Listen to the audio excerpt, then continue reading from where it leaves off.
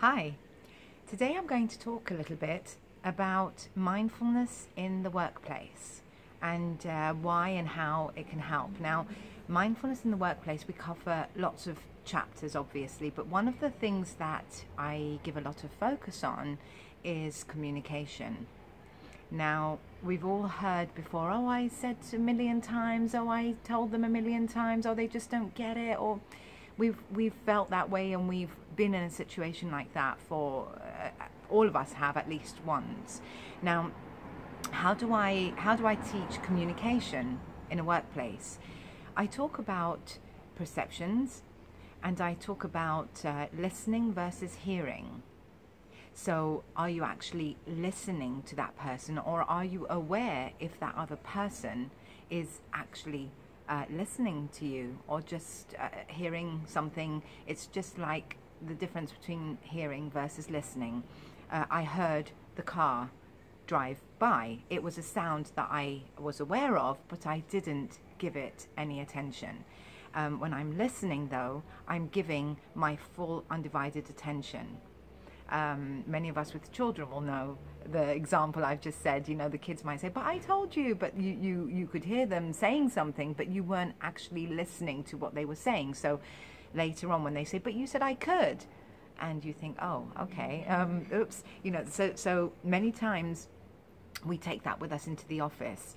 So I speak a lot about the difference between hearing and listening, how to be a good listener, and about perceptions. So when you start getting a firmer understanding of these things, that helps build communication. This is just one of the many chapters we cover when we're doing mindfulness in the workplace. And it's always helpful when there's a group.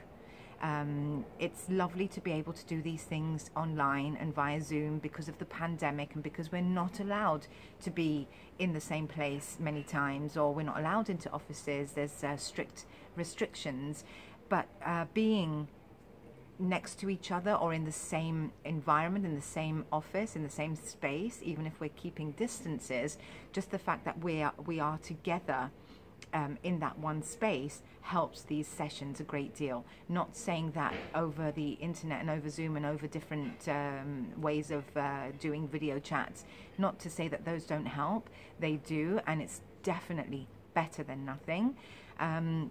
So if you are an HR manager and you do have the opportunity to bring somebody into the office to do a mindfulness session for the workplace, for the colleagues and the workers, and it's a great help. And even more so now because of the pandemic, you do not know how or if people are suffering quietly.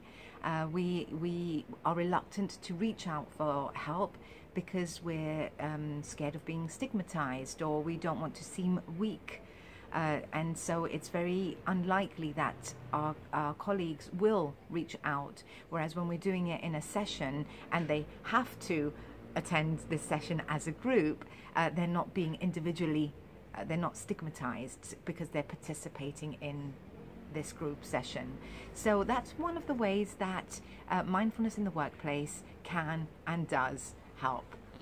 Hope to see you again next time. Thank you for watching this video.